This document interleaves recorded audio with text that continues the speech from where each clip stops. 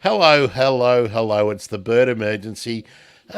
We're having a bit of a casual evening stream, and I really hope that you will learn something about the new way, the new happening way that all the cool kids are finding out how to make the best use of your local birds and your local environment.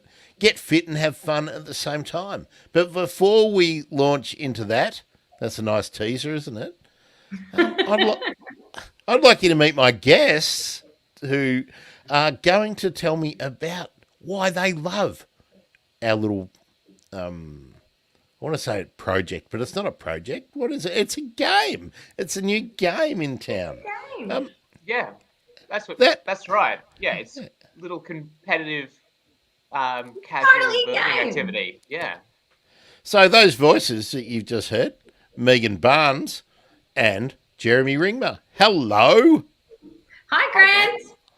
Welcome, welcome, welcome to the Bird Emergency. Thank you for being part of the Friends group. Now, I think we can call you because we've had a very interesting chat to set this up. Now, Megan, would you mind telling our Bird Emergency audience what you do in your day job? Sure.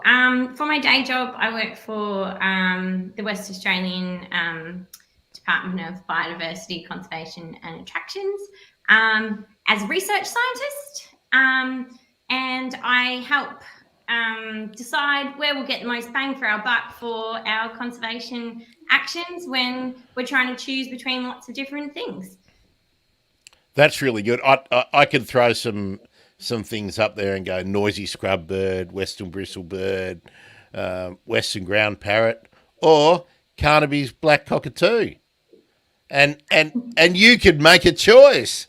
But no, I'm not going to put you on the spot. But Well, the yeah, best part is I don't make the choice. I take all the things that we know about how big of a difference the actions we are thinking about doing might make, how uncertain we are, what the worst case scenario is, and all the other stuff we care about, like being able to see nature in our backyard and making sure they don't go extinct.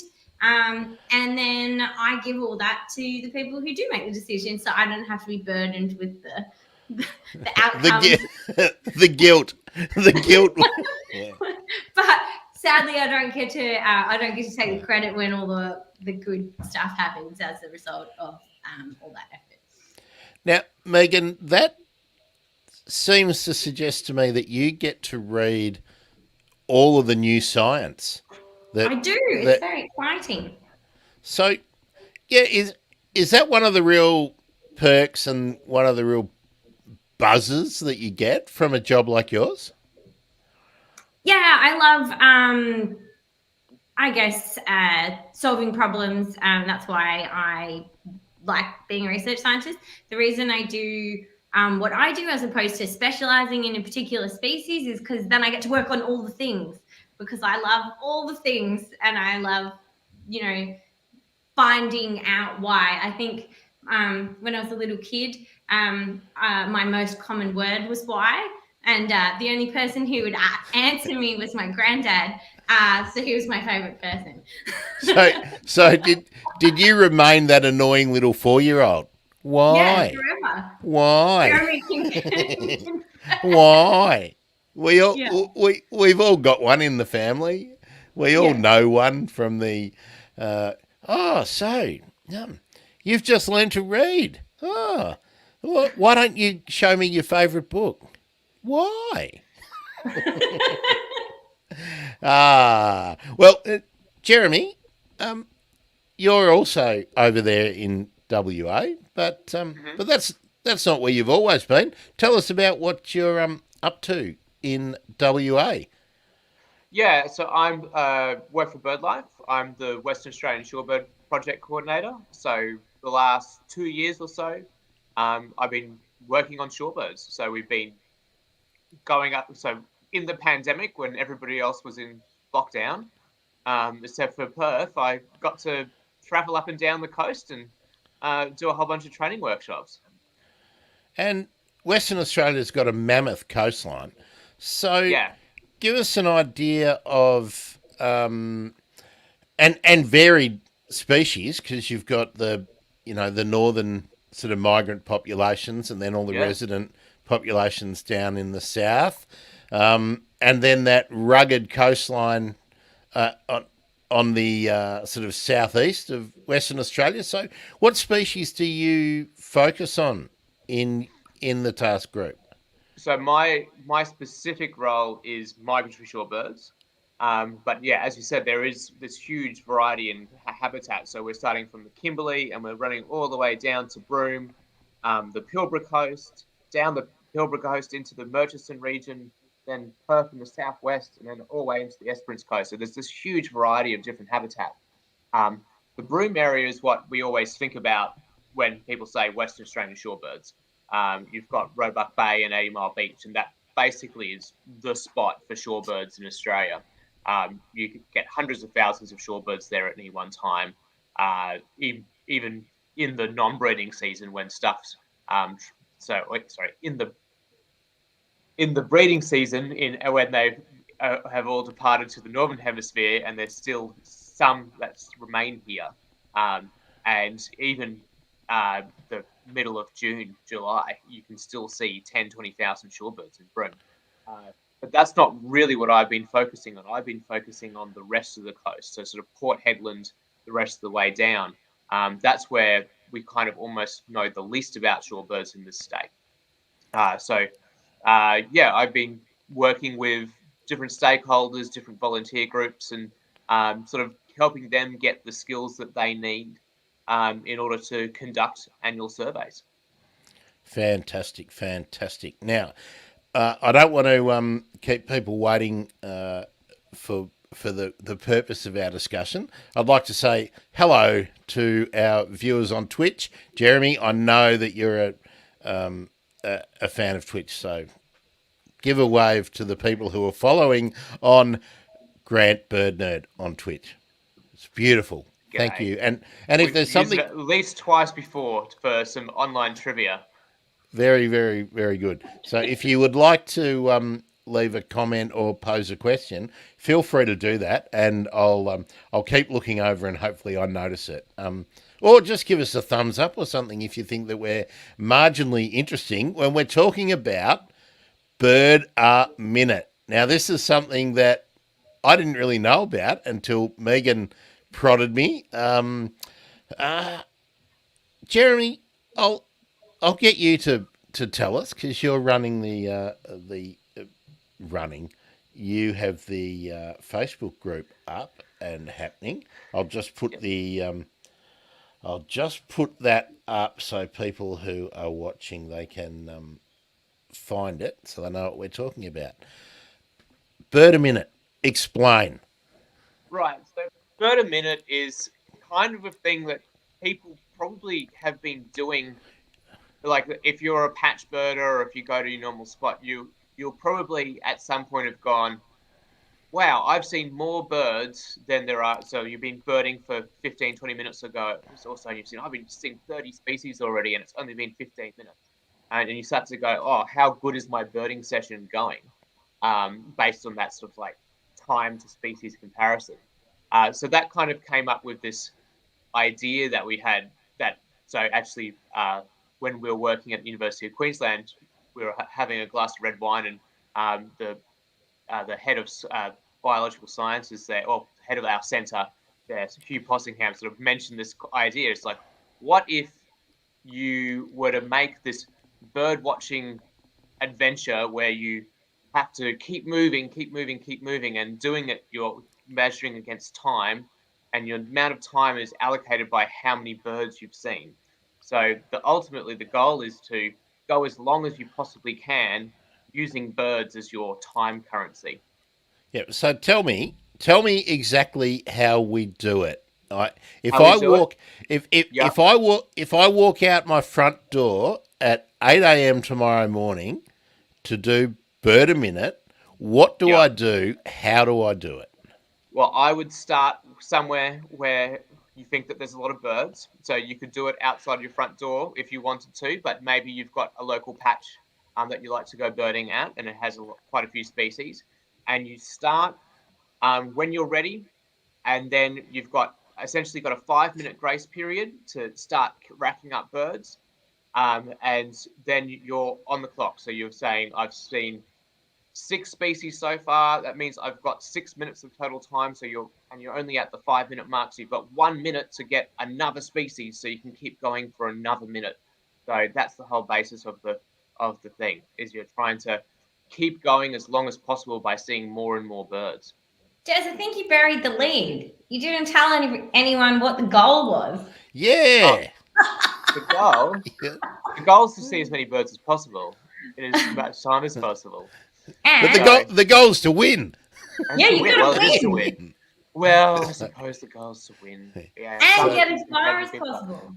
So So that's the other rule, is that there's a distance component, and the idea is to travel while you're doing this. But the trick is you can only travel, you can only proceed if you see another bird. Isn't that the trick? You can keep moving. So you can have sort of birds in your bank, and you keep traveling in order to find more birds. So, like, for example, you might be at a spot and you've been there for 5 minutes and you've got 15 species. That means that you've got 10 minutes to get to somewhere else where there might be some more birds, or some more species that you haven't actually encountered yet. So you're kind of holding these birds in reserve to clock up extra minutes to get somewhere else where there might be some more birds. Now, what I'd like to see, Jeremy, and I'm going to challenge you here. I think, Megan, you'll like this challenge. We want Jeremy to get his phone out in the next couple of days and film himself, shoot himself in a lovely little either Facebook Live or whatever you're doing. I don't know. Oh yeah, you can do that in the group, Jez. Yeah. And you can, let's say, do 15, 20 minutes to practically demonstrate exactly how it's done to anyone who is listening and is kind of not getting it. I might just throw in here, totally off the cuff, Jeremy. When was the last time you logged into LinkedIn, mate? Oh, probably a solid decade, easily. Because do you have a LinkedIn? He does, he does, and go and check this out. I'll have to link it in the YouTube and Facebook notes when I update them. Jeremy's a PhD candidate currently since 2012 at the University of Queensland. Yeah, so that would be a solid decade. So how's that going, Jeremy? Well, turns out I surprisingly have finished it in 10 years. Yep. I'm pretty sure I'll know the profile picture that's in there as well. I'm holding a baby pig. Yeah, it's a ripper. Yeah. It is. Yeah. Right. Yeah. So I caught that. Oh, my dog's just got up next to me. Yeah, that went really well. I've finished that now, and 3 postdocs and a few jobs afterwards. So I couldn't let that pass. It was too good to just send you a little email and go, mate, get onto your LinkedIn profile. I wonder if I can just delete it. That's probably no. It's gold. It's gold. I think you need to update it and maybe get a nice Jeremy handling a bird picture, and maybe you can do a Facebook LinkedIn live video of you doing Bird a Minute. Bird a Minute on it. Yep. Yeah. For sure. Yeah, I have had some people from environmental consultancies, because coming from academia, no one uses LinkedIn, and then every now and then you'll get approached for a consultancy job, and then they're like, "Well, we tried to look you up on LinkedIn." Yeah, that's right. And what's the thing with the pig? That was just what my Facebook profile picture was at the time. It's good. I'll occasionally find an ancient profile from the MySpace days, or the what was that, Friendster, and all those those other fantastic That's still in the internet. You can. It's not a live app, but the Wayback Machine helps you find all those things. And what was that? ICQ. Were you using Oh, that I had that. Yep. when in golden years? Wasted a lot of time on that. Yep. All right, back to Bird a Minute. So Megan, once once you go out and do your BAM for the day, Bam. your BAM Yeah. for the day. Yeah. How do you work out if you've won? Aha. So to win Bird a Minute, well, to win the world Bird a Minute, you've got to have the biggest number of birds and have gone as far as possible. And you have to have not failed in the process. So the way you fail is if Jeremy kind of tried to explain. Well, you time out basically. Yeah. So you basically get to a minute, 52 minutes, and you've only got 51 birds. You're out. So then your score is 51 minutes, and however far you've gone. So 2 kilometers. It's the tiebreaker. If you've got 52 birds, is how far you've gone. So the winner is the person with the most birds and the furthest distance. So you've got to be pretty good at identifying all of the birds in your patch. A lot of it is by ear. So it's a really cool way to learn more about the calls and also get to know the territories and the sites, because you might have to be like, okay, I've got to get to the mangrove whistler, and you might have to run all the way to the mangroves and know where he's going to roughly be hanging out so you can hear him calling his little head off to get your next bird. And you've got to pick a really good spot as well where there's lots of birds nearby. So it really encourages exploring and it's really fun. So I guess the overall global winner will be whoever finds the birdiest spot and can identify all the birds. But you can win in your patch. So I think that's kind of going to be the funnest part of Bird a Minute, because you can compete against all the other bird nerds. I think Bird a Minute is really good for beginners because it helps you learn new things and you can kind of compete against yourself. But it's also really good for total bird nerds like Jeremy or yourself or whoever. Because then you're competing against all the other bird nerds for who can know the most spots in your local patch, like Herdsman Lake. I think is going to be the Perth default. That's right. So I've been geeing up a lot of people in Perth to see whether they can get onto Herdsman and make that a thing at Herdsman to see who can see the most species there in a Bird a Minute framework. Since you prodded me to take a look and get involved in this, Megan, I've been giving it some thought, and I was thinking, wouldn't this be great for schools? You could have regional school competitions to tie in with their sort of nature awareness. It would be so good, yeah. So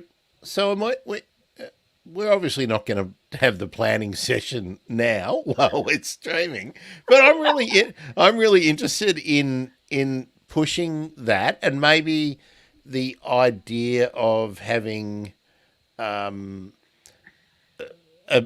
Bird a Minute that runs alongside as an adjunct to sort of working bees and re-veg days and things like that, because if you can have it as a competition, well, then you can have a prize that makes it sort of fun for belting in stakes and twisting fencing wire all day and breaking your back putting seedlings or something into a fence line. So I reckon we each have to go and do an example of our local patch. I don't think I'm going to win. I'm going to have fun though. I'm just going to have fun. It's about having fun. Yes, I'm secretly very competitive about this, but yeah. I plan on winning, but I don't think I'm going to do it in Perth. I reckon there's got to be somewhere somewhere out there where you can get 100. Megan, Jeremy's the Dick Dastardly of Bird a Minute already, isn't he? Yeah, definitely. So I'm definitely not going to win because I've got a bung ankle and I can't run anywhere.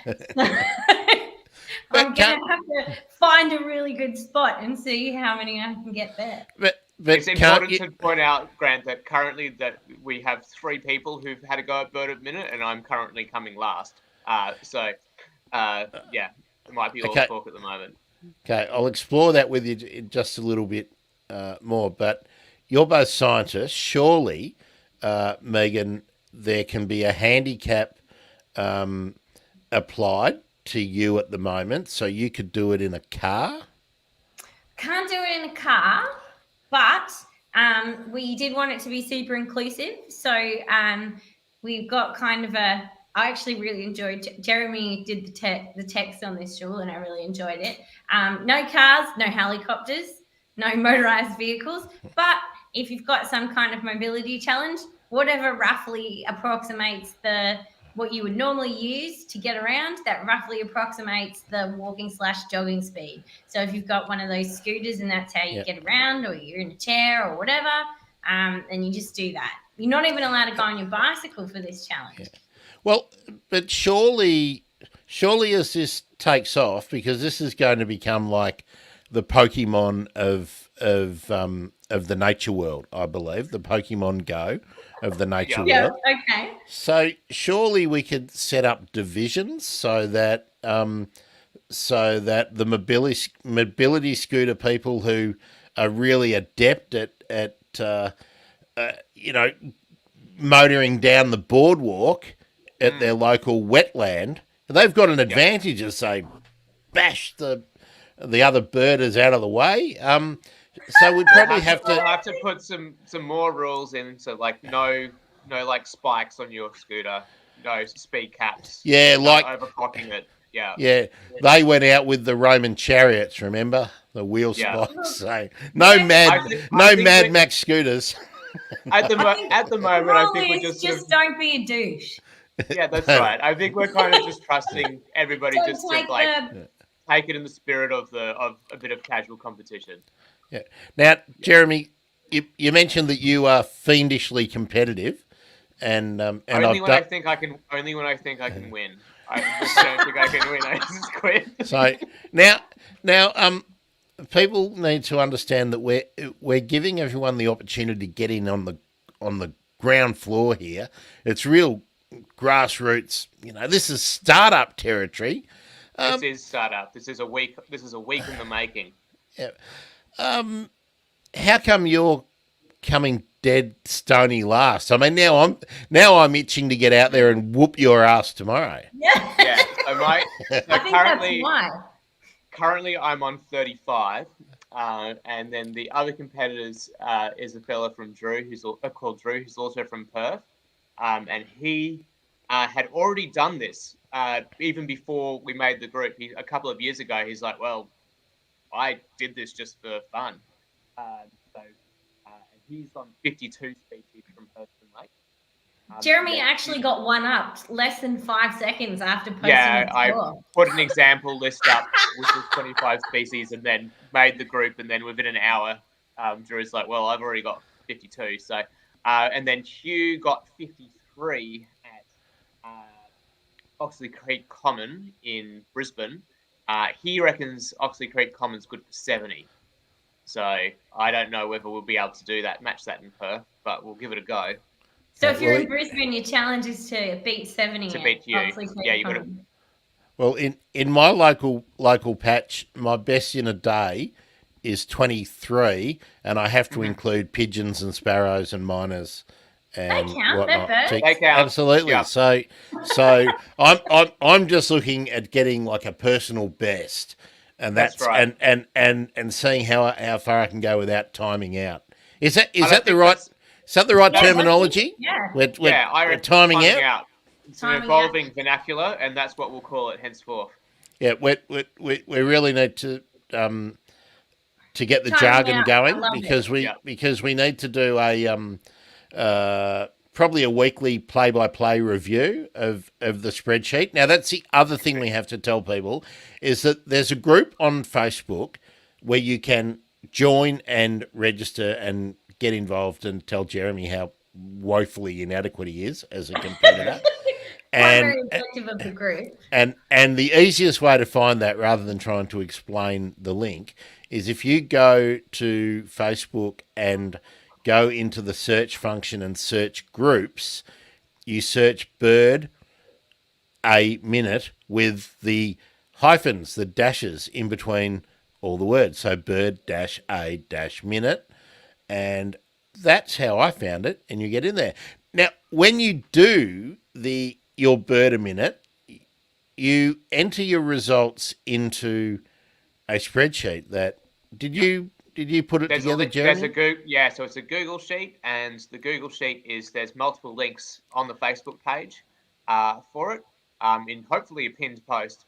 Facebook doesn't like holding stuff in the same spot anymore. It keeps wanting to constantly update things. So, but there is a link to a Google sheet, and basically you just put in the details on the location, your name, the date, the start time, and then how many birds you got, how many bird minutes you went. And we're also, for a bit of accountability, asking people to put a list in of the birds that they got. So you can either do that on eBird or Bird Data, or you can throw that in manually somehow. Now, how do you know that people aren't just making it up? Oh, we don't at all, but we just trusting people to do it in the right spirit. They'll be forever ostracized if they were found to be stringing bird a minute. That'd be incredible shame. Very frowned upon, Grant. Yes, but I think this isn't golf. There's honesty here. But we've all got one of these things nowadays, and I really like the idea that you just get your face camera on while you're walking around, and you narrate your journey. And I think then you could post those videos to somewhere, which I'm quite happy to provide that place, and then people could verify that they really are as bad as you, Jeremy. Okay. Yeah. Well, look, I love to see bad videos. I'm all about bad videos. But there is a trade-off, Grant. You know, how are you going to run as fast as possible while filming and running birds in? Yeah, this is true. I have to say I'm far too debonair to be sprinting around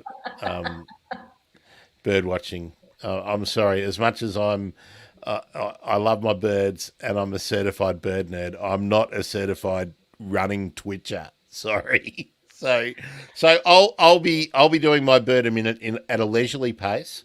So you're going for the good spot and getting everything there strategy. Well, where I live, and I think we were discussing. Well, we were discussing my odd habits of everything's got to be recycled and completely minimalist. I haven't had a car since 2014, so for me to go to a good spot, I have to plan it out. Get on the train, get on the bus, get out. So I'm going to be the local park bird a minute man. I think that's you're going to max it out for your spot. Oh. Yeah, I think that's the right attitude as well, because it's not just about getting the largest total that's actually possible. It's like I'm super keen on that idea too. But I think that if there's a patch that other people go birding in, and then there could be like these local competitions within birders, just to see, like, just the same way that like we've heard a lot in the pandemic about how the Royal Park bird watchers have kind of a bit of a thing going about who's seen more than 100 species at Royal Park. Same thing, that I can't see why those same people can't be how many bird a minutes have I got at Royal Park. So it's just another way of just getting out there, giving yourself an extra little thing, an extra little bit of encouragement to get outside and go birding. Definitely. Now, because we're streaming this evening, I like to read the comments, even if they're just even if I can't make head nor tail of them. Thanks so much, James Miller, for your contribution. They rent. I don't know what it means, but I'm sure that whatever you've been drinking or smoking was magnificent. Good on you.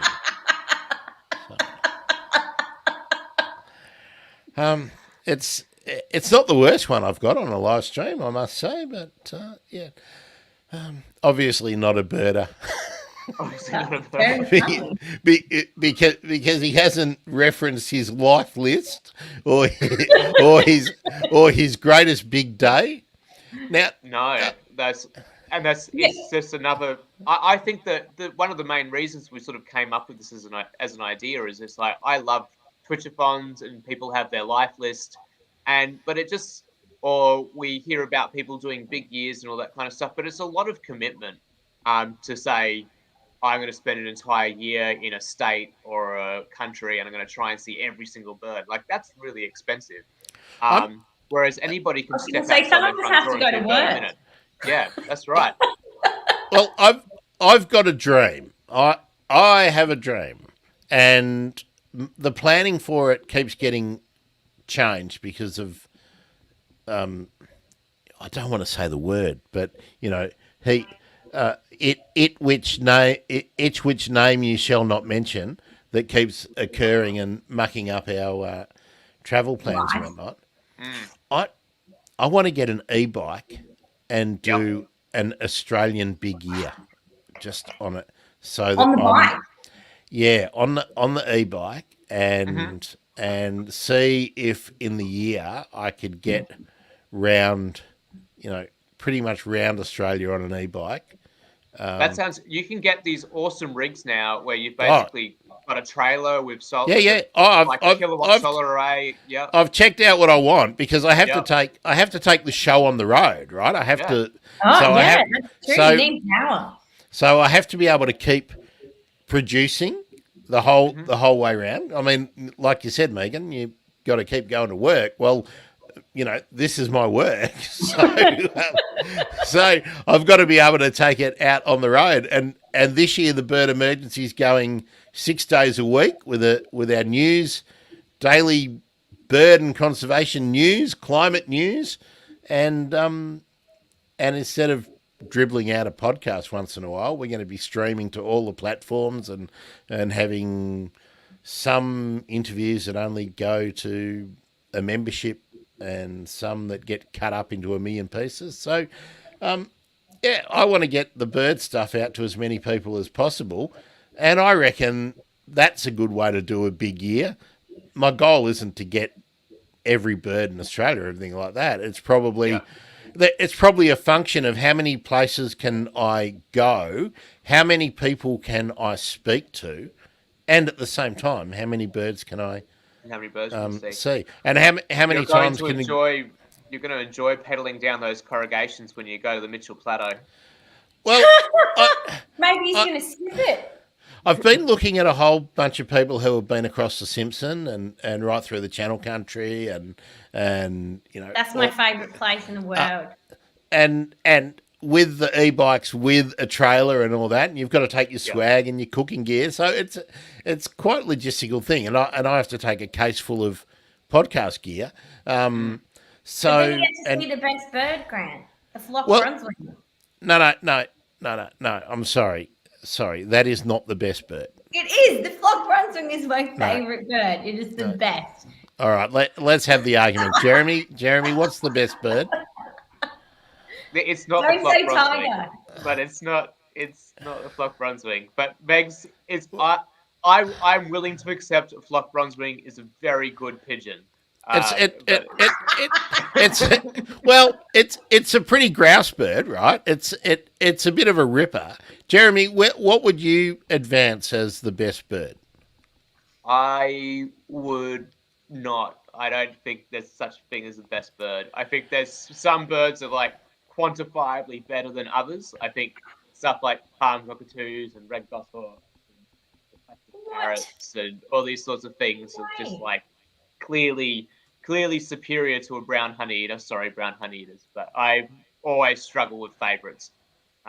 Generally speaking, I would probably nominate some if you're gonna twist my arm, so I'll just nominate something like a grey falcon. Well, I'm glad, Megan, that you brought up the concept of a best bird, because I've just been working on a T-shirt today that is going to be one, because I've got a bunch that I'm about to release that. Any flock bronze wings? Not yet, but that hadn't actually been on my radar. But because I want my T-shirts to have a message and a bit of a smart ass thing as well. So the best bird is every little brown bird. That's the best bird. Doesn't matter where you're from. Doesn't matter what it is. Little brown birds are the best birds. It's the little brown birds can be the best bird if they're really hard to see. This is like a tapakulu. Like a tapakulu or a grass wren. Yeah. No, I'm sorry. You're devaluing birds.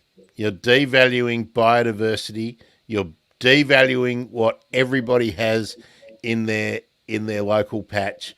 And so you're saying this is kind of what I was saying before. It's like I don't like to pick favourites because they're all kind of a bit special. That's right. Except for brown honeyeaters. Sorry. Yeah. Well, look, I like brown honeyeaters. I like brown-headed honeyeaters. But I was a terrible kid. I hated sparrows. I hated starlings. But ever since I went to Asia and saw sparrows in their native environment and saw them just being really entertaining finches, I have a new love for the sparrow and their social interactions. And boy, if I didn't like sparrows or starlings or blackbirds or Indian miners, and there wouldn't be. I wouldn't get to 25 birds around here. Yeah. I wouldn't get 25 species around here. It's true, and it's I think especially in really heavily urbanized areas, it's these invasive birds that are what we see. So if you don't embrace it, you're just going to end up having quite negative thoughts, and no one's better than no birds. Better than no birds.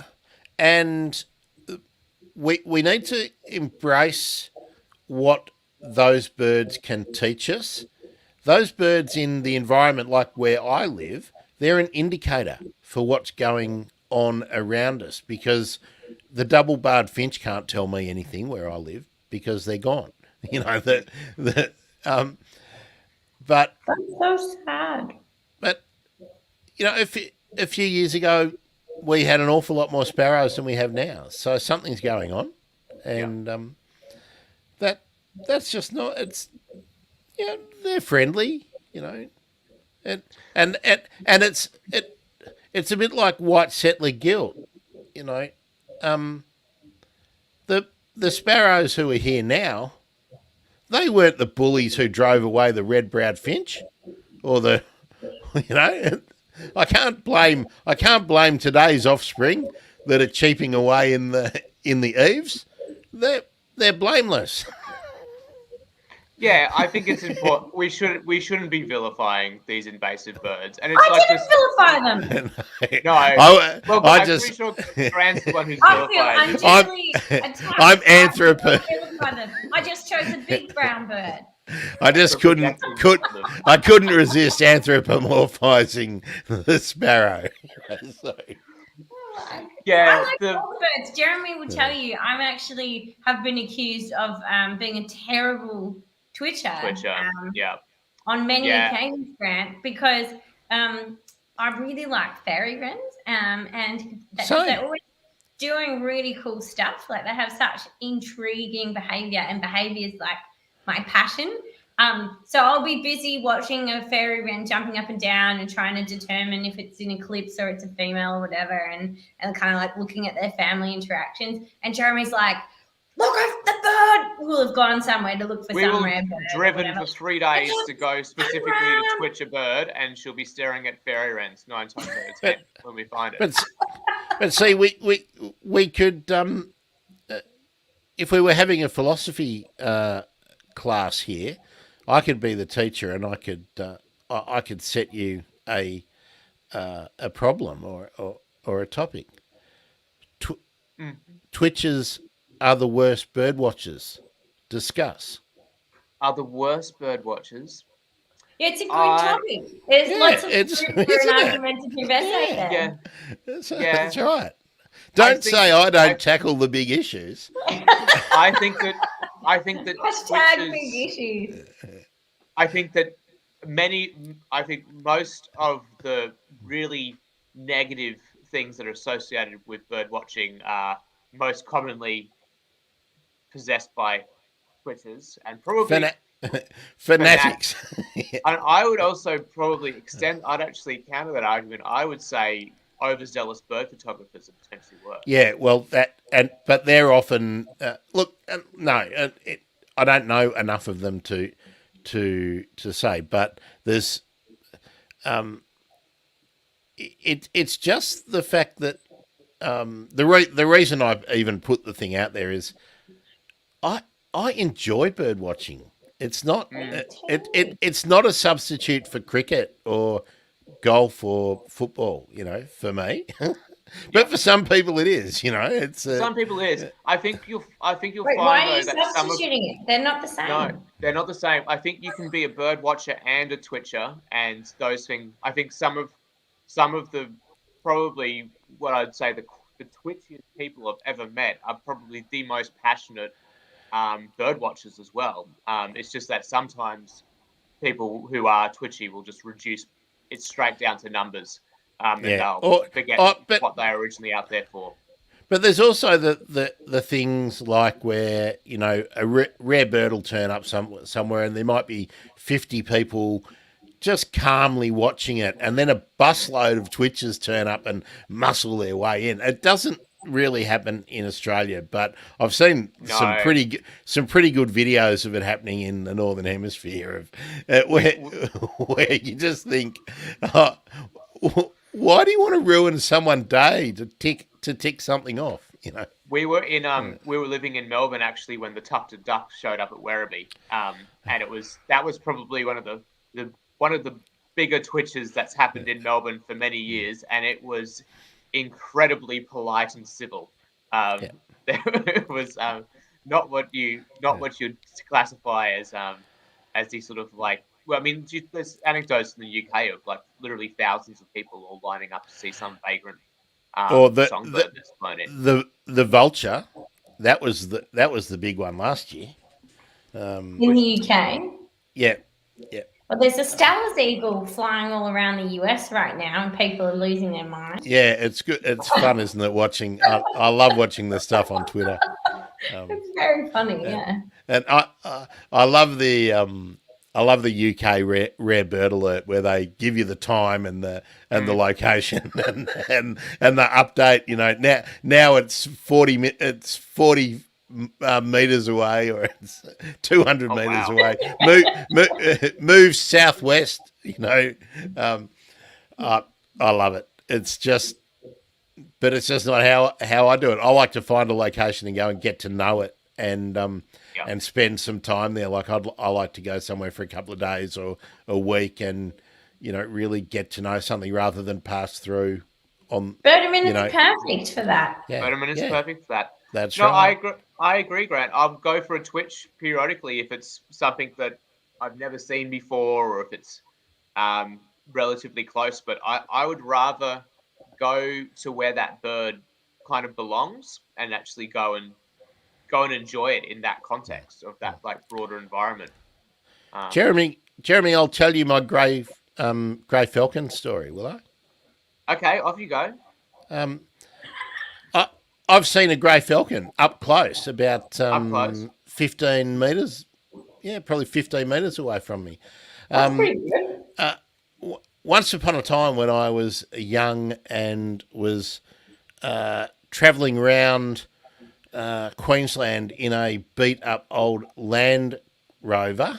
With the swag in the back and all my camping gear and my solar panel and all, it was a long time ago. I had a solar panel and everyone thought I was a nutcase. Yeah. Wow, that's revolutionary. But to occasionally earn some money, I'd put on the suit and tie that I had in the in the black plastic bag in the back of the landy, and I would bring out my index cards because I was working for a friendly society whenever I felt like it, and I got given all the regional Queensland leads, right? So I would then pull into it. This is before mobile phones. Yep. I'd pull into a town, go to the phone box, ring 50 people until 10 people would give me an appointment. I'd put on the suit and tie, and I'd drive out to some homestead, right? And so I'm coming out of one where I've had a really lovely sort of Devonshire tea lunch and met the kids while they're doing their schooling. And as I was shutting the gate on my way out next to a dead eucalypts, I looked over and there was somebody watching me, not me watching it. Yep. So it was magnificent. And once I eyeballed it for a couple of minutes, like going, it couldn't be. And I had a really good look at it, and it was. And then he sort of looked at me, or he or she, I fancy it was pretty big. I fancy it was a her. Said, just looked at me as if to say, righto, you've had your fun, and just leisurely flapped off. Yeah. And the next bird I saw was... Brown honey eater. Singer. Brown falcon.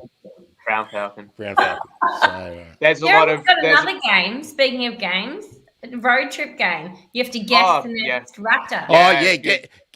Guess the next bird you'll see. Yeah. No, the next raptor specifically. Guess the next raptor. Oh, okay, well, you can play that with anything. You can adapt that to anything. Yeah. So guess the next raptor, and then there's also an extension of that, which is who can ID the raptor the furthest away.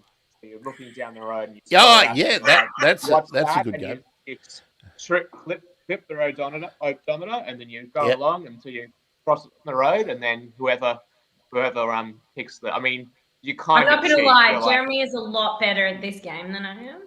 Yeah, I mean, there's a statistics component to this as well. You're like, black kite when you're in the middle of the Northern Territory. Right. It's like somehow miraculously ID'd by naked eye a black kite from 5 kilometers away. But yeah. Now, I'll go off on a tangent because I like it when you throw up new subjects. Speaking of raptors and having mentioned fairy wrens, the 2 fastest downloaded or listened to episodes after their release of the Bird Emergency have been the red goshawk and the one about superb fairy wrens and their social structure with a Tory who was doing it down here in can't remember the name of the park, but just on the fringe of Melbourne, and a red goshawk with Chris McCall. So raptors and fairy wrens are supremely popular, closely followed by the kakapo. And then the flock Brunswing. Megan, you're reading all the latest research. I've missed the flock bronzewing paper, but if you can hunt down a flock bronzewing expert and help me fit it into endangered birds, sure. Let's talk flock bronzewing. I think you'd probably struggle to find someone who would identify themselves as the expert on flock bronzewings. They're a bit of a neglected. They're very mysterious entities, but I'll do my best to. I would extend it to a bronzewing expert who could pull flock bronzewings in. Tuck them under their wing, so to speak. Yeah. As in, or we could talk Northern Australian bronzewings would be They're in a bit Probably of an interesting topic. trouble, some of those bronzewings.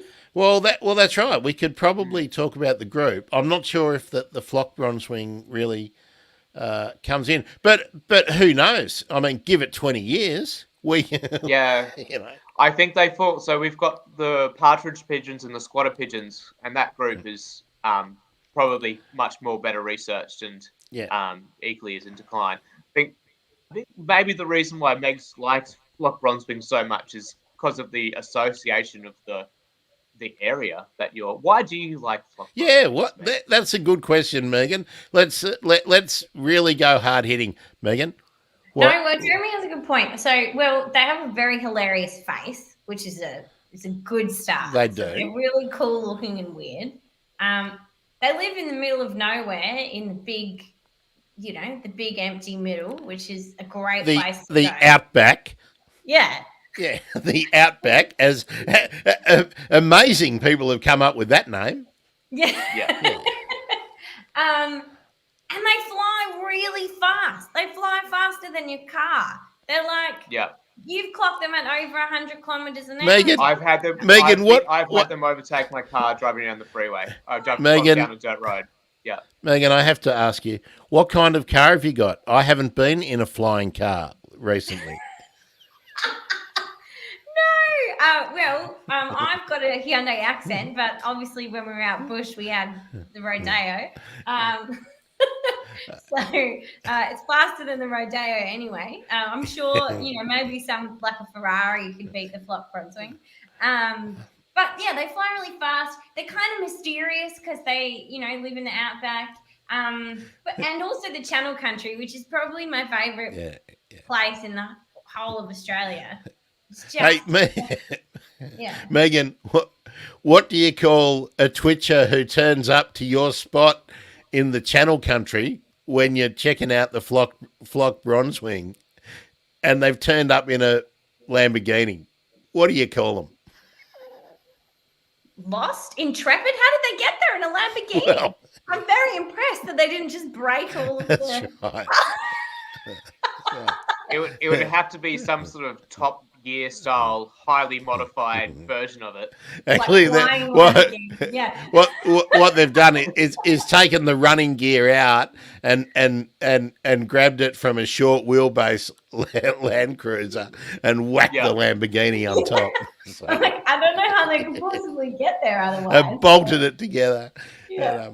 But can you imagine? They'd be cruising up the track and passing the grey nomads, and all the grey nomads would be going, wanker, wanker. You'd probably get flocker bronzewings on the Sturt Highway driving from Alice to Darwin. So I guess maybe they got them on the highway in there. That's right. Then the truck. That's right. And then the truckies would be going, wanker, wanker. Truckies would be happier with the Lamborghini overtaking them rather than getting stuck behind caravans. Yeah, but it's got the FJ Land Cruiser running gear, so they're probably having trouble getting past them. They're probably as bad as a cat. The gear ratios are all mucked up. Yeah. That's right. They're as bad as someone pulling their Jayco pop-up caravan as well. Actually, he probably would be towing $150,000 pop-up caravan as well. So, oh dear, yeah. oh boy. Oh, we're having fun. All right. Hot tip: don't go on the Birdsville when the Big Bash is on if you want to go bird watching. By the way, this is a thing. Have you heard of the Big Bash? Is that their rally? It's a music concert at Big Red. Oh yes. Yep. If you want to, I remember Lee Kernaghan did it and all that. Yeah, I remember. Back when all the 80s rockers. Yeah. It's probably great if you weren't intending to go look for Aryan grass wrens on Big Red. That's right. But but otherwise no. Oh boy! Oh boy! Oh boy! Oh boy! Well, I think we've done the comedy to death. What are we going to do about Bird a Minute next? Are we each going to do our little video? Or do we? This Yeah. could be like I the think like so, the. definitely. This is like the ice bucket challenge. I think, Jeremy. Oh, I Yeah. like it. Yep. Here's your opportunity. Let's make it the BAM, the The Bird a BAM Minute, challenge. the Bird a Minute challenge, and it can be Yeah. like Neil Danaher nominating people to go down the slide, or the ice bucket challenge. Jeremy, who are you going to nominate to give it a crack? Well, I've already been nominating a bunch of people, but they've always had pretty ordinary excuses like Oh, being out in the re-nominate field and them. working. I've already nominated my friend Russell Young to go and do it at Sandy Camp because Russell has seen previously 105 species there in 2.5 hours. So I reckon if he gets it on a really good day, he could totally take over the leaderboard. So I'm nominating my friend Russell Young. And I'd nominate Hugh, but he's already done it. So I'll start with Russell. Okay, well, let's make sure he is aware of that we've done it publicly, we've put it out there to the world, and maybe he can make a little video or parts of his journey on the video rather than just filling in the spreadsheet, and we can. Yeah, I definitely think he should be going for the highlights rather than the entire 100 minutes of Oh yeah, of yeah, continuous bird yeah. watching. Cut He's it. Okay. Yeah. potentially, Yeah. yeah, he can cut it. He Yeah. can edit it down. But like, if someone enters on the spreadsheet Grey Falcon, Mhm. I want proof. I want proof. But you want proof of Grey Falcon. That's your line. You'll accept everything else, but Grey Falcon needs evidence. Well, it depends where they are. If they're in Newcastle, I'm probably not going to cop flock bronzewing either. I actually have a good story about Grey Falcon that's related to my friend Russell. Well, let's hear it. As long as Russell won't mind. He won't mind. He won't mind at all. So we were doing when I was doing my PhD, we were doing surveys on the Birdsville, Oodnadatta, and Strizlecki track, and that was set up for this project, seeing how under the Fuller Lab, how arid birds were moving and their populations were changing through time in response to rainfall events. So we'd been doing these now for 3 or 4 years, and Russell hadn't got a Grey Falcon yet. So we sort of said to him on this trip, if you want one, we have to stop at every single telegraph communications tower and check them out. And we did this for a solid week, every single day for a week. And that's how long it took, every single telecom tower for a week. And then he finally got himself a Grey Falcon. So, yeah, they're out there. You just got to look for them. And I think that's people just drive past them all the time. Yeah, They're not, and that's right. And they, well, they're certainly not as conspicuous when they're on the lookout as the brown falcon. The brown falcon will sit in between, equidistant of two poles, to make sure you do see them. That's right. They'll be Right perched on the fence top of next to the road. nice and obvious, erect on the top of a dead tree branch. Yeah. That's right. So, And look, for authenticity, Jambin was the location where I saw mine. If people are looking, but do you have a photograph, Grant? well, it was back before those days. So, Will we accept on your bird? You didn't even have a phone, Jeremy. and actually, Jeremy, I do tell the story, but because at the time, I didn't even write down, because I'm not a Twitcher or a list keeper, right? So I didn't even. So I know exactly where it was, but I couldn't tell you I don't know the date. So, oh, no. so I'm not putting it out there to the records committee. Okay. It sounds like you got to go find yourself another Grey Falcon now. Well, I do, and that's kind of part of the reason that I want to get. I'm conflicted because I also want to go and do a bit of a Southeast Asia. There's a couple of locations and a few. It's not so much the locations, but it's the people that I've been seeing on Twitter who who are just really great. They're not twitchers, but they're really great bird people, and I'd really love to go and hang out Yeah. with them. But if who knows if the thing that we shall not name hangs around, I think my e-bike adventure is looking better, and I might get stuck in Victoria and New South Wales only. Who knows what happens? I might never. I might not be able to get to Western Australia before you guys secede. So Yeah, before and we then, finally dig that trench across the that's border. right. just And then separate. Between the Yeah. advocates calling it, yeah.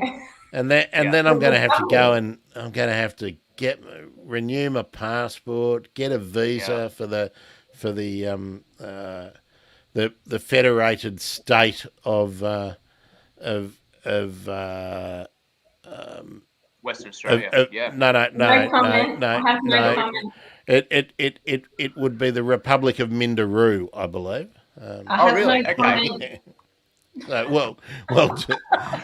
what would Twiggy and Gina and Kerry Stokes, if they came together, what do you reckon they would name their country? No comment. No comment. Oh, it's good being on this side sometimes. Way over here in COVID Alley. COVID alley. Yeah. Where I live is that part of Melbourne that was the hot spot from before the national lockdown and all that. I had, I don't know, about 6 weeks of localized lockdowns and everything. So we're the original and the best. Yeah. Oh, I said the word. I said the you word. did. Oh, Yeah. no. Oh no! Now people can Google it or something. Oh, no. Oh, it's just, I would have been lousy in Harry Potter, fair dinkum. So, all right, boys and girls, and boy and girl, and the science duo. I'm surprised there isn't more science in the winning of Bird a Minute in some way. I'm sure there could be some kind of there should be a function of. Well, there is the an nut- optimization. So There is a bit of, there is, so something you might not know about me and Megs, but we are fierce Twitchathon competitors. And when we were in Brisbane, we crushed it pretty good a couple of times using systematic conservation planning principles, actually. So Okay. Let's unpack that. All right. When you are undertaking Twitchathon, using Math. what? Systematic conservation Maths. We're planning. using Systematic math. conservation planning. How? Why? What? How is it different? So I think the way that a lot of people address a Twitchathon is they go, I'm going to go to a bunch of different spots that have lots of birds, and I'm going just only a few spots with lots of birds, and I'm going to try and see everything that's there. And that in systematic conservation planning is called alpha diversity, but it doesn't help you get the biggest total list. What you really want is beta diversity. You want to go to as many different spots as possible that have as different birds as possible. So that's how you get a really big list, a really big day list on a Twitchathon. And this is going to be unfortunate news for you, but you need a car and you need to drive. Oh yeah, but see But that's why what. I mean it's good because you don't need a car. You don't But there's need a car. different things for different times and different people. And see, in a way, because I've been living without a car for so long, and I see the pointless journeys that we take, and if you're going to be railing about reducing usage and mileage and all that kind of stuff, and if you're going to care about food miles, I find it a bit ridiculous doing insane journeys for something as pointless as ticking off a list. Not for study, not for research, not for learning. So I'm kind of thinking whether, I'm not saying people can't go twitching and shouldn't have fun and everything. I'm not saying that, but I'm also saying that thinking that we need to find a way to make things more inclusive and more fun for people who aren't fanatics. If we want the message, the overall message about protecting the habitat that is left, we actually need So to this is reach why new people and get them involved, and doing like a variety bash, style of so bird this is watching in a day specifically is not the way not the way to do it. this is specifically why I made Bird a Minute on foot, because the moment that you sort of say you can start adding vehicles in, then you start to encourage that sort of activity, that sort of behaviour that I would do for a big Twitchathon day. It's kind of meant to be the short form Twitchathon that you can do in your local patch. You can go do it in your backyard. You could do it down the road. You could ride your bike down the road. You could hop on the train, go to your local spot. So it's meant to have that component to it as well. It's also meant to have this fitness component to it as well, because I think very often bird watching, people are doing it for their exercise and they're going out for their daily walk, but you kind of just go to the one spot and you sort of almost stand there and just have a little poke around as well. And this is sort of actively encouraging you to move around a little bit more as well. So yeah, there's a bunch of different ideas floating around in this Bird a Minute concept. I don't know. We can't get Neil Danaher to do it though, because he has to be able to identify a bird. Well, who's to say what he can and can't learn, what he can't He could take be on board? a very good bird watcher. I mean, I think anybody can be a good bird watcher in their local area if they if they get themselves a pair of binoculars, a bird guide. Doesn't have to be a new one. Go and get one, a second-hand one at the bookshop, because the same birds will be in there. They just might have a slightly different name, but that doesn't matter. Or just take your phone, get one of the apps, and learn what's in your local patch. And it's a great way to do that. And I think the other thing as well is that it's teaching you to get good at calls as well, because once that time pressure's on you as well, the idea of having to stop and look at every single bird in order to get an ID is like you can hear 10, 20 different birds at any one instant if you're in a really nice habitat with lots of call activity, but you can only look at one bird at once. So it's a much more effective way to do bird surveys, is to do it by ear. And this is kind of a skill that people might start to pick up on their patch birding, is to start to get better at their calls. One thing, Jeremy, I don't think we covered very well or explained very well to someone who hasn't read any of the material or been talking about it. How exactly do you get timed out? You get timed out when you have been birding for more minutes than you've encountered species. So if you have seen 20 species, when your timer reaches 21.00 minutes, you're timed out and your score is 20. Yeah. I'm just thinking, I really hope I can get past 15. I'll be wrapped if I can get past 15. Look, and it'll have to be early in the morning. Yeah. It'll have to be dawn chorus time, I think, for me to get 15 in 15 minutes here. So you can get them all.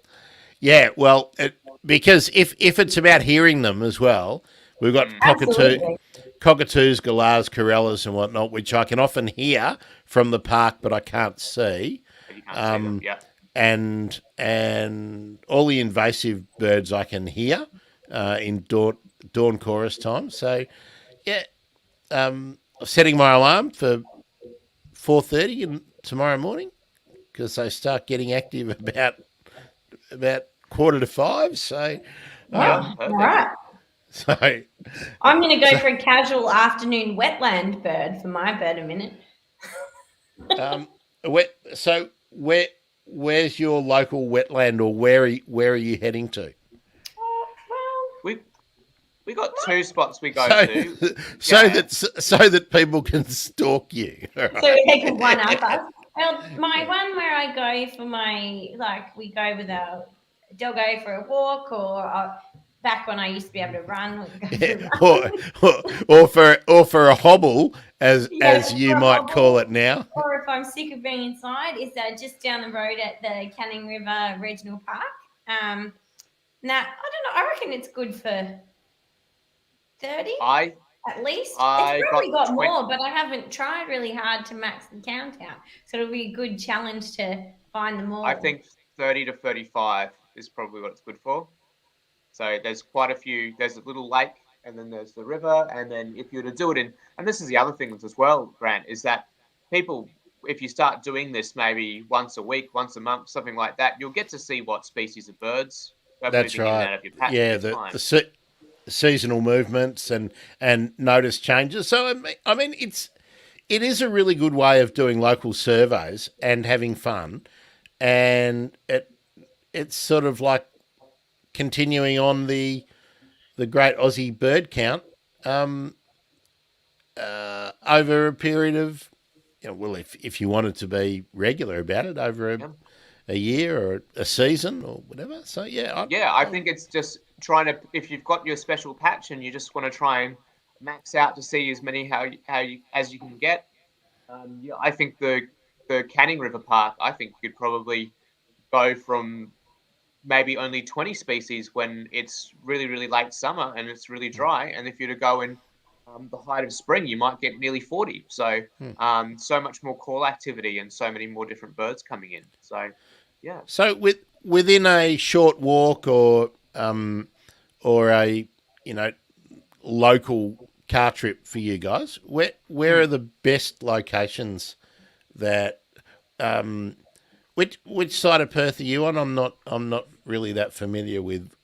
We're So on the we live, south side. You're on the yeah, south side, so birders on the south side, or not birders, because the birders will already know. But if somebody is picks up the idea and they're in the south side of Perth, where would you suggest are a couple of good locations for people to try it out? yeah. So Bibra Lake, Canning Regional Park, uh, where else is popular? We like to often go to Ellisbrook Falls. That's a really, really nice bushbird community that you get there as well, and that can be really, really productive in early spring. Probably 30 or 40 species that you might get there. We're There's about some good in, ones too, firetails and elegant parrots. yeah. Um, Uh, what if you wanted to make Victoria Dance. a day of it, an event? What would you recommend? Kings Park? Kings Park, I would say, if Kings Park would be a great place to do it, you wouldn't get the highest list there though because it doesn't have that. I think you've got to get That those two diversity. different habitats next to each other. So if you've got some wetland habitat with some adjacent woodlands next to it, that's where you're going to get your best numbers from. So yeah, Back to the places biodiversity. that's a beta diversity. It's about having multiple different types of habitats in close proximity to each other. That's how you're going to get the most species. Um, so yeah, Kings Park might be a nice place it's definitely a nice place to go birding. I definitely go there quite a bit. But it's probably not the best place to get a really large number of birds in Perth. Well, there you go, boys and girls. Science. We're doing science here on the Bird Emergency today. So, that's been really fun. Hey, how about we catch up again? Maybe when the Bird Emergency daily news begins, might Yeah. be a good thing to talk about the take up. So in early Feb sometime, and we'll see what the spreadsheet has grown to. How many participants? How many have- participants? have- Yeah.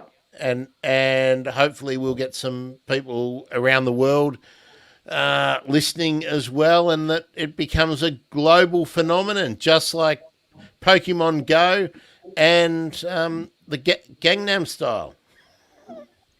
Whoa, Yeah, that's I mean, a really high bar. that's a high bar. Dragon style, like. Yeah, Well, we can add dancing that's into our right. birding I mean, program. a, Yeah. a billion bird a minute participants. I mean, shoot for the sky, shoot for the stars. We can You know, if we can have 1,000 serious ones and 900,999,900 people who've just seen one, then that's a good start as well.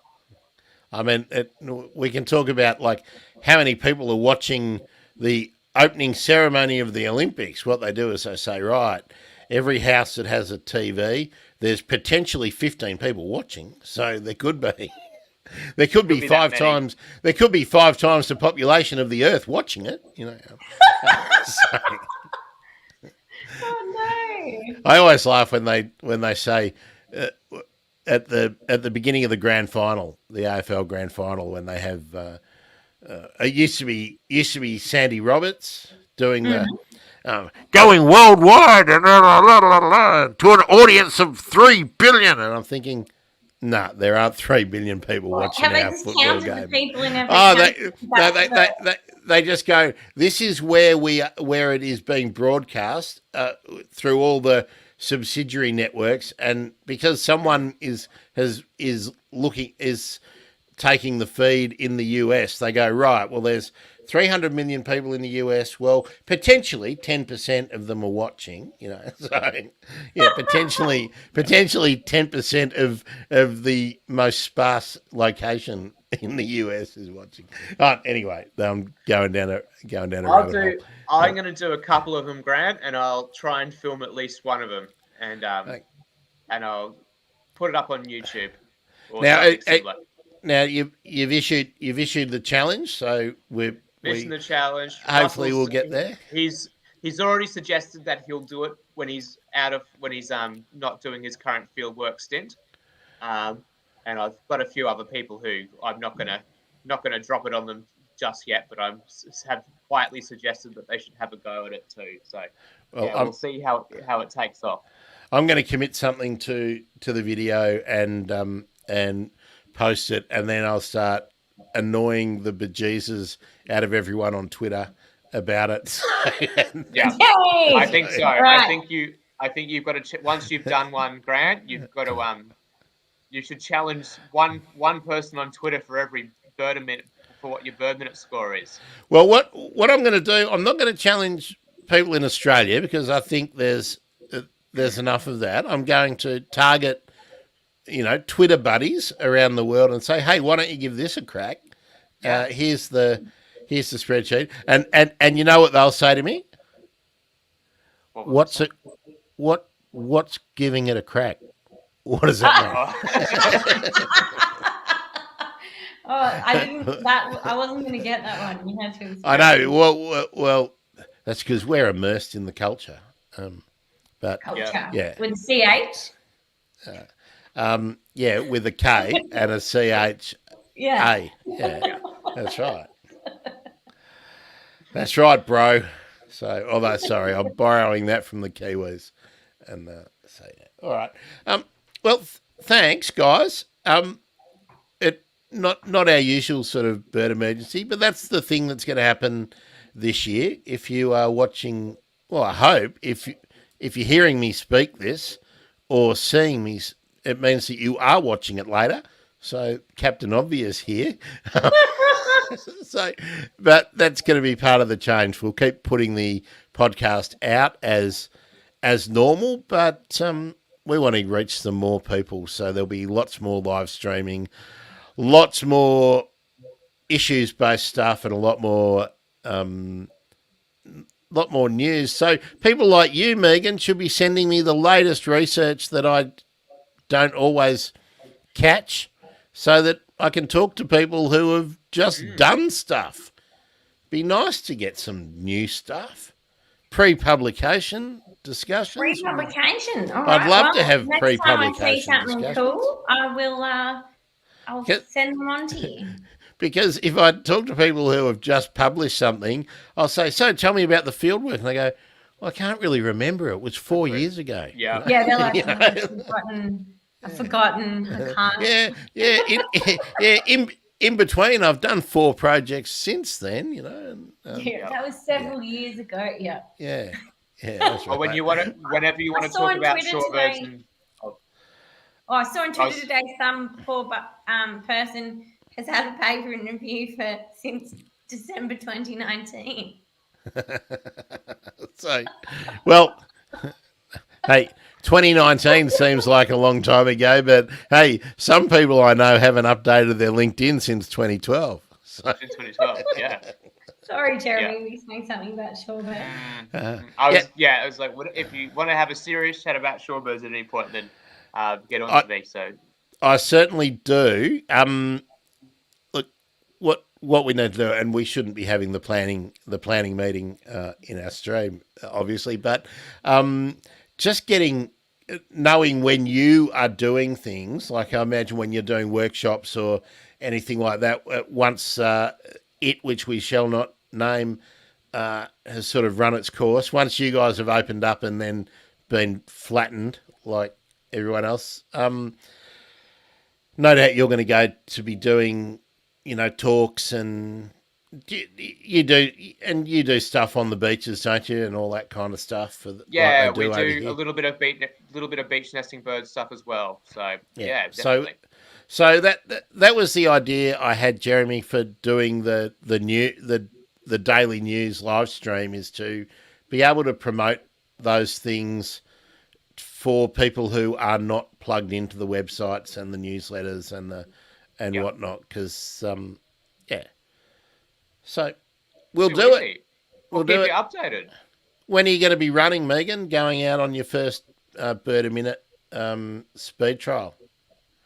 The speed trial is 6 months away, I think, but the slow trial will happen in the next week or two. I think I can walk now. It's very exciting. Excellent. Well, there we go. It's this half of the country saying hello and goodbye to that part of the country. Thanks for watching. That's been great. Twitch are on board. Fantastic. We'll just keep doing it, won't we? I'm Grant Williams. This has been the Bird Emergency. That's Megan Barnes. That's Jeremy Ringma. Bye. Go to the Bird a Minute Facebook group, sign up and get involved. Thanks, guys. Hooroo. All right. Hooray!